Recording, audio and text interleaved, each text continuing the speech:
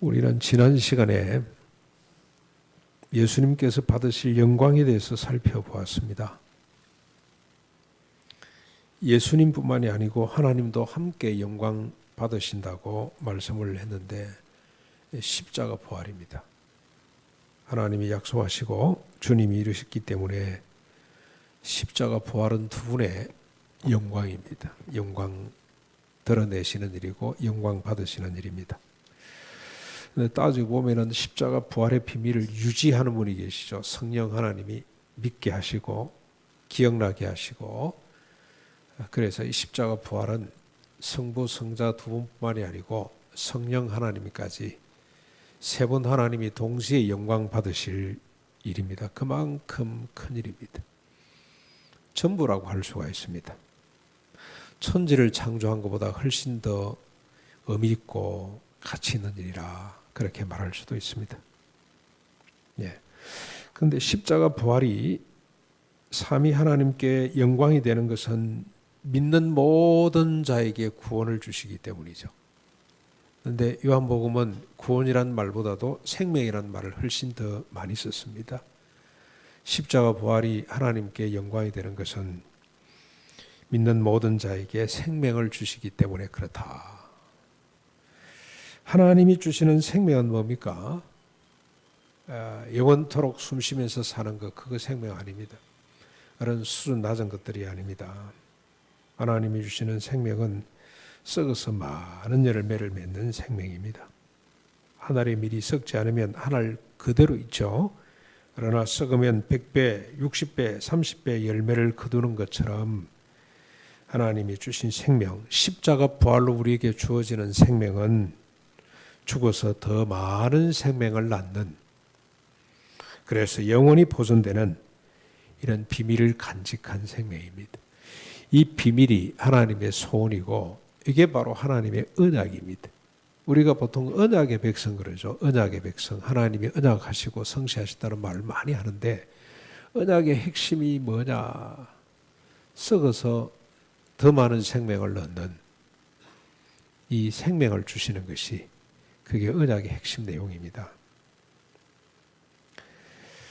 이 생명과 구원의 비밀을 예수님이 직접 밝히셨습니다.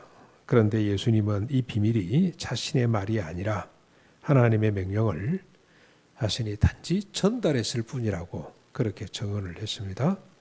그러면서 주님이 한 말씀 하셨죠. 나는 그의 명령이 이렇게 전하라고 한, 다시 말하면 썩어지는 밀알이 되어 많은 열매를 거두라는 이 명령이 심지어는 뭐라고 이야기를 합니까? 또 25절에 보면 자기 생명을 미워하는 자, 그래서 생명을 얻는 이 비밀을 전하라고 하는 이 명령이 영생이다, 그렇게 증언을 했습니다. 여러분 믿어지십니까? 썩어짐으로 더 많은 생명을 얻는 것이 십자가 부활로 우리에게 주신 구원이고 영생이다 하는 사실이 잘 믿어지시나요? 이게 하나님의 언약이다, 이게 구원이다 하는 사실이 잘 믿으시는지 모르겠습니다. 그래서 주님은 13장에 이 내용을, 이 비밀을 확정짓는 두 가지 이 퍼포먼스를 향하는 거죠. 두 가지 이 행위를 주님이 하십니다. 어떻게 확정짓는지 한번 보시죠. 하나는 이 퍼포먼스입니다. 예수님께서 실제로 역할극이라고 그럴까? 그걸 통해서 드러내 주시고, 또 하나는 계명으로 확정을 짓습니다. 마치 하나님께서 먼저 행적을 보여주시고 후에 계명으로 확정 짓는 것과 같습니다. 예를 들면 이런 겁니다. 하나님이 만나를 주시죠. 만나를 주시고 난 뒤에 한오멜이라는 계명을 주세요. 만나를 거두되 한오멜만 거두거라. 하나님이 이스라엘 백성들의 장자를 다 살려내셨습니다. 애굽의 모든 장자를 죽이시면서 주님이 살려내셨죠. 그러고 난 뒤에 유월절이라고 하는 계명을 주십니다. 유월절을 지키라 하고 계명을 주는 것처럼 오늘 13장에 보면 하나님께서 뭔가 하나 행위를 먼저 하시고 그 행위를 계명에 담아서 확정지어 주시는 그런 구조로 되어 있습니다. 그래서 여러분 먼저 우리 하나님이 행하신 행위부터 한번 보시죠. 하나님이 어떤 행위를, 어떤 행동을 하셨는지 같이 살펴보겠습니다. 예수님이 제자들과 함께 마지막 유월절 만찬을 드셨습니다. 저녁 먹던 중에 예수님께서 자리에서 일어나 겉옷을 벗고 수건을 허리에 두르셨습니다. 그리고 대야에 물을 떠와서 한 명 한 명 제자들의 발을 다 씻기기 시작했습니다. 베드로 차례가 되자 베드로가 말을 합니다. 주여, 주께서 내 발을 씻으십니까? 주님, 이러면 안 됩니다. 그런 뜻이겠죠. 그랬더니 예수님께서 말씀을 합니다. 내가 하는 것을 네가 지금은 알지 못하나 이후에는 알게 될 것이다.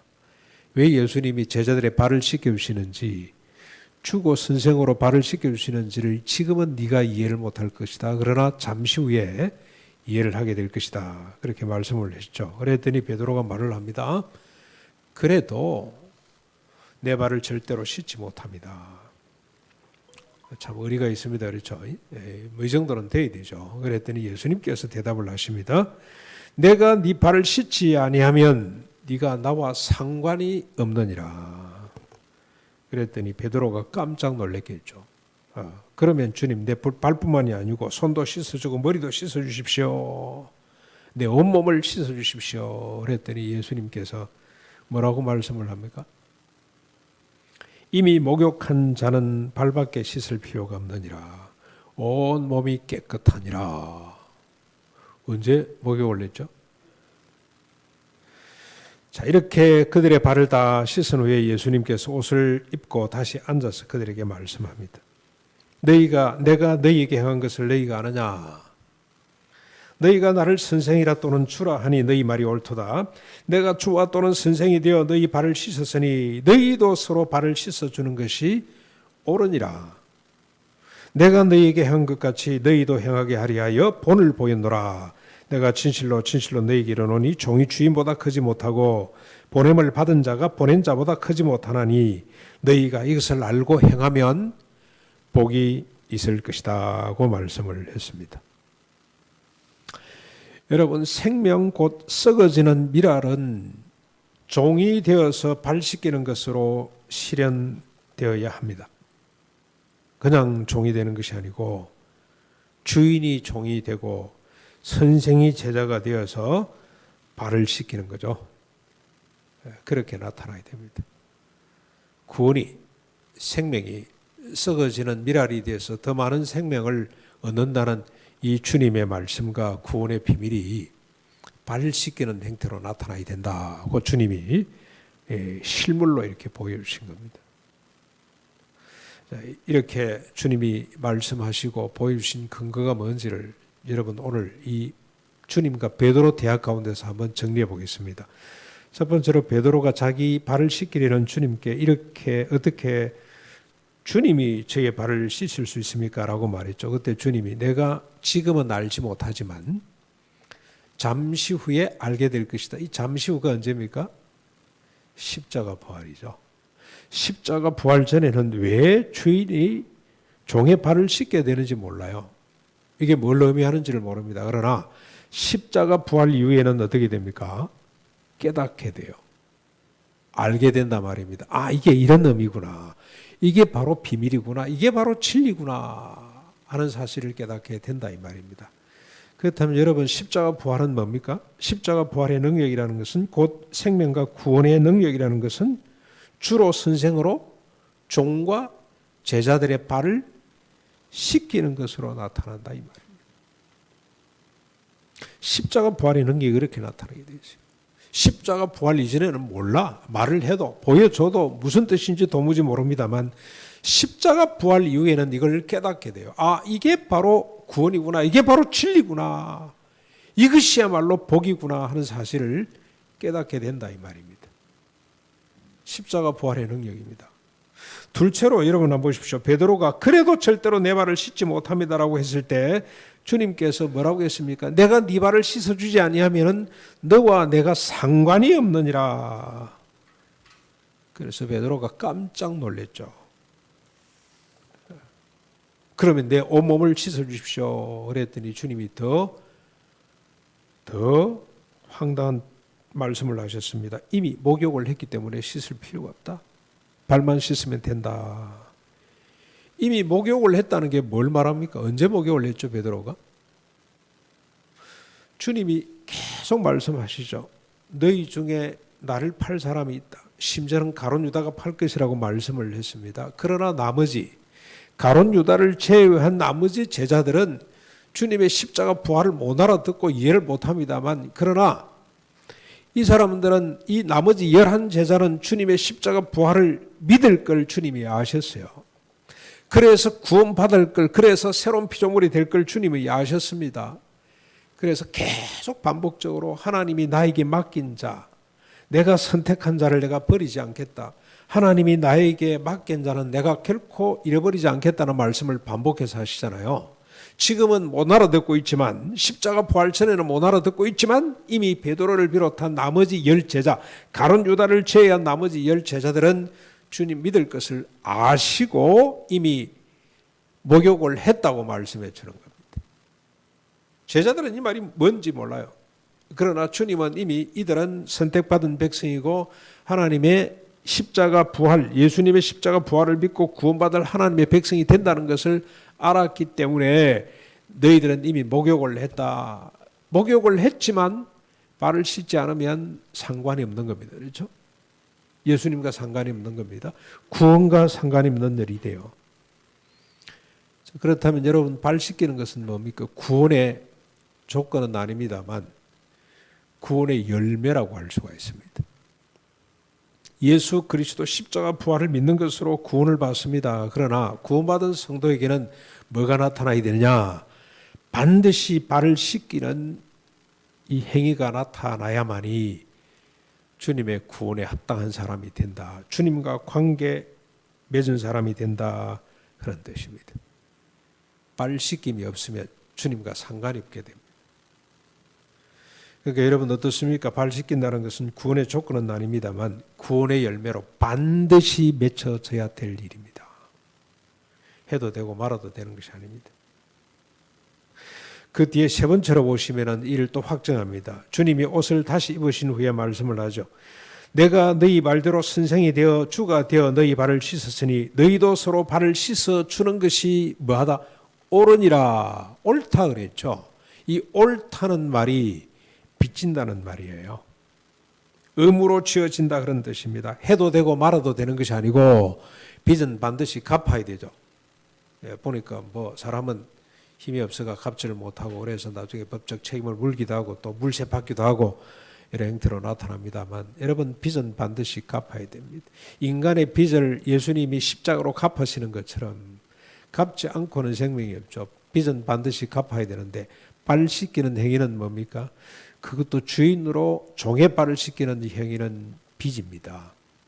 십자가 부활의 빚입니다. 반드시 갚아야 될 의무입니다. 해도 선택 조건이 아닙니다. 필수 조건입니다.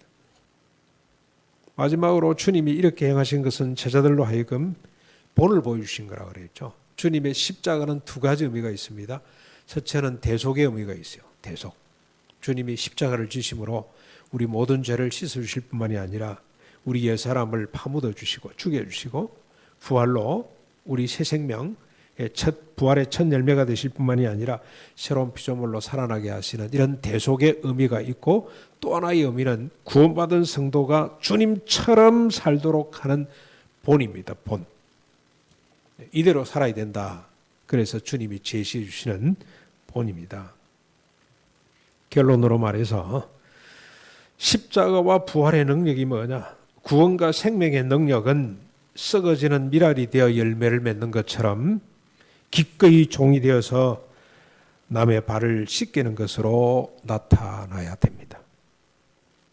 서로 종이 되어 발을 씻기는 것이 십자가 부활의 능력이며 구원과 생명의 구체적인 열매라고 할 수가 있습니다. 이제 계명을 한번 보실까요? 계명을 보기 전에 먼저 이 말씀에 대한 제자들의 반응을 한번 살펴보십시다. 18절부터 30절까지 쭉 나오죠. 12명의 제자들은 주님의 말씀이나 행위의 의미를 몰랐습니다. 그 중에 하나 가룟 유다는 사탄 마귀에게 사로잡혀서 이런 예수를 팔기로 합니다. 썩어서 열매를 맺으라. 종이 되어서 발을 씻기라는 말은 궤변이다. 이런 궤변을 내려놓는 자를 인정할 수가 없다. 이런 자를 그냥 두면 바리새인들이 말하는 것처럼 로마에게 진멸당할 수가 있다. 이게 무슨 말이나 되나? 이것 가지고 나라를 세우겠다고? 말도 안 된다. 이 사람을 남겨두면 우리가 큰 환난을 받게 될 것이다.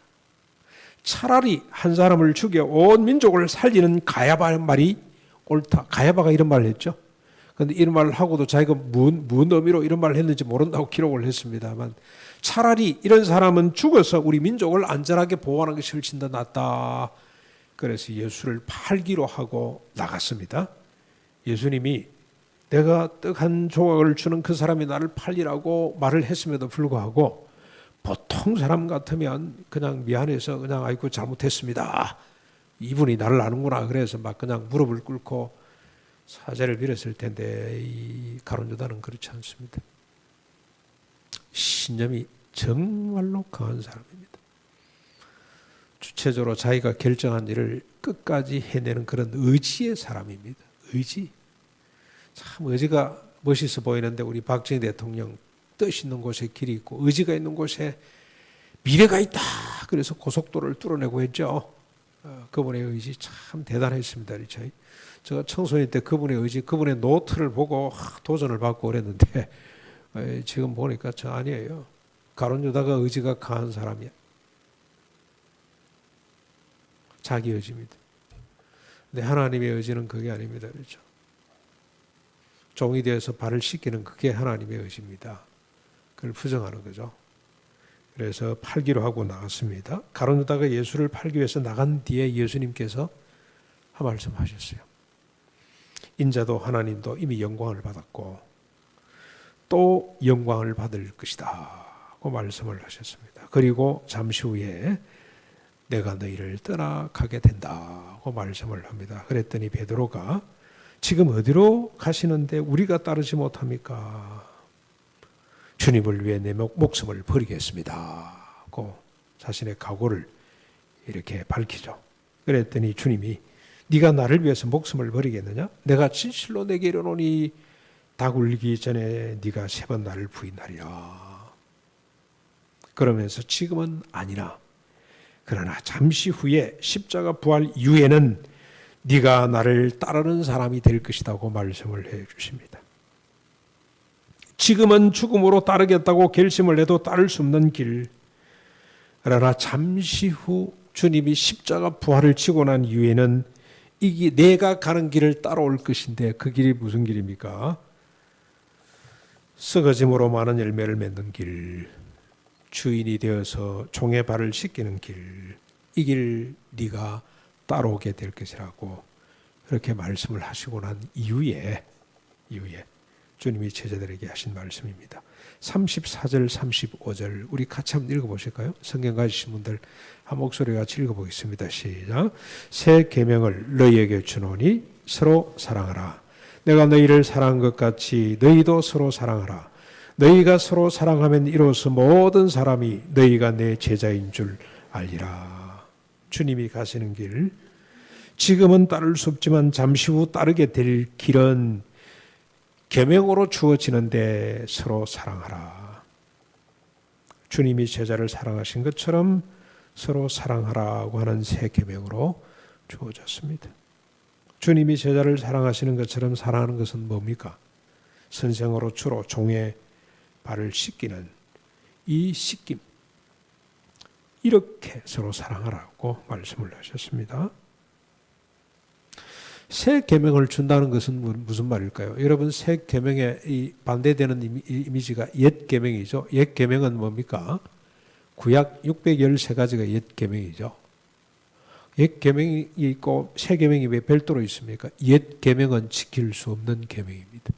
왜 그러냐? 돌판에 쓰여졌기 때문에.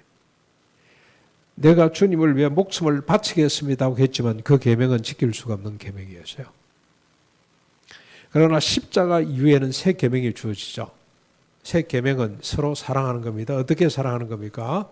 종이 되어서 발을 닦기는 이런 사랑으로 서로 사랑하는 것인데 이게 왜 주어지냐? 새 계명이라는 이름으로 주어지느냐? 돌판에 새겨지는 것이 아니고 이제는 마음판에 새겨지는 계명으로 주어집니다. 돌판에 새겨졌기 때문에 인간의 의지로 아무리 노력을 해도 지킬 수가 없었습니다만 마음판에 새겨졌기 때문에 아무리 지키기 싫어도 부정하고 싶어도 부정할 수 없는, 지킬 수밖에 없는 그런 계명으로 우리들에게 주어졌습니다. 신비하죠? 그래서 용서라는 거 벗어버리고 싶은데 돌아서면 그 말씀 앞에 무릎 꿇고 있는 자신을 발견하지 않을 수가 없습니다. 사랑하는 성도 여러분, 아직도 이 행위와 계명이 이해가 되지 않습니까? 혹시 가룟 유다처럼 그게 말이나 되나? 그렇게 살아가 어떻게 하라고? 그게 구원이라고? 그 완전히 이단 아니가? 계벳 아니가? 이런 생각은 혹시 안 드시는지 모르겠어요? 그렇다면 우리 자신을 다시 한번 점검해 봐야 됩니다. 내가 이해하는 구원이 이게 맞나? 내가 십자가 부활을 믿는다면 이게 진리로 다가와야 되는데 아직까지도 이게 잘 믿어지지 않는다면 여러분 심각하게 내 자신을 한번 살펴보셔야 돼요. 아니면 주님의 행위와 계명이 이해가 되지만 따르기가 부담이 됩니까? 맞는 말인 것 같은데 아직까지는 내가 실천하기가 너무 좀 힘든 것 같다. 따라야 되는데 여러분 대부분의 우리 두려교회 성도님들은 이런 상황이라고 저는 이해를 합니다. 그렇죠. 힘듭니다. 그러면 다른 교회 가지. 하나님 말씀이기 때문에 힘들지만 따라가야 된다는 생각을 갖고 따라가고 있습니다. 대부분의 아마 성도들이 그럴 겁니다. 그런 분들은 17절을 한번 보셔야 돼요. 여러분 17절, 오늘 보면 17절을 보실까요? 너희가 이것을 알고 행하면 뭐가 있다 그랬습니까? 복이 있다고 말씀을 하죠. 어떤 복인지는 설명을 안 합니다. 그러나 설명할 필요가 없습니다. 서로 주인이 되어서 종들이 내 발을 닦아주기를, 씻어주기를 원하는 사람이 사는 삶을 한번 생각해 보십시오. 지옥입니다. 지옥. 그런 사람이 사는 가정을 한번 생각해 보십시오. 부부 사이에 서로 자기를 인정해주고 존경해주고 대접해달라고 한다면 지옥이죠, 지옥. 근데 거꾸로 서로 발을 씻기겠다고 하면 뭐가 되겠습니까? 천국이 임합니다. 서로 종이 되어서 인정하고 존중히 여기고 내가 어려운 일을 내가 감당하겠다고 그러면 천국이 되는 거죠. 간단하잖아요. 이거 이해 못할 사람은 아무도 없죠. 그러나 그보다 더 확실한 것이 있습니다. 스스로 종이 되어서 발을 씻기는 것 자체가 복입니다. 복이라는 말이 어울리지를 않습니다. 숭고입니다. 숭고. 영광입니다. 우리 성경에서는 그걸 영광으로 표현을 했습니다. 그게 하나님께 영광 된다고 했습니다. 여러분, 베드로에게 주님 말씀하셨죠. 네가 십자가 이전에는 네가 스스로 띠뛰고 네가 원하는 곳으로 다녔지만 그래서 기분 좋으면 주님을 위해서 목숨을 버리겠다고 했다가 수 틀리면 하룻밤에 3번 주님을 모른다고 부인하면서 살았죠. 그렇게 살았지만 이제는 십자가 부활 이후에는 전혀 다른 삶을 살게 되는데 어떤 삶을 살게 됩니까? 팔을 벌리고 있으면 남이 띠띠우죠. 그리고 자기가 원치 않은 곳으로 이끌어서 갈 것이다라고 했는데 여기에 대한 해석이 19절에 나옵니다. 19절에 뭐라고 해석을 하고 있냐면 이 말씀을 하시면 베드로가 어떻게 죽음으로 하나님께 영광을 돌릴 것인지를 가리킴이더라. 베드로가 어떻게 죽어서 하나님께 영광을 돌리게 될 것인지에 대한 말씀이에요. 살아서가 아니고 죽어서 하나님께 영광이 되는 겁니다.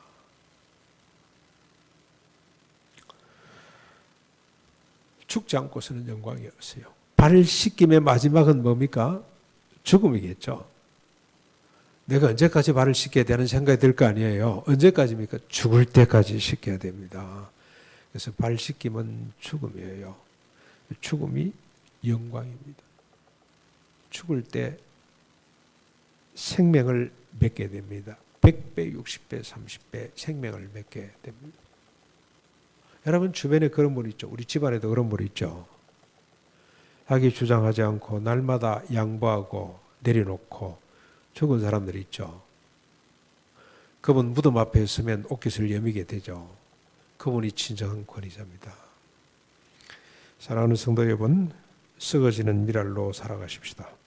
종이 되어 발을 씻기는 자로 끝까지 사십시다. 이것이 구원이며 생명이며 이것이 주님을 이어서 주님이 그러셨던 것처럼 하나님을 영광스럽게 하는 것임을 잊지 않고 이 길 묵묵히 갈 수 있기를 주님의 이름으로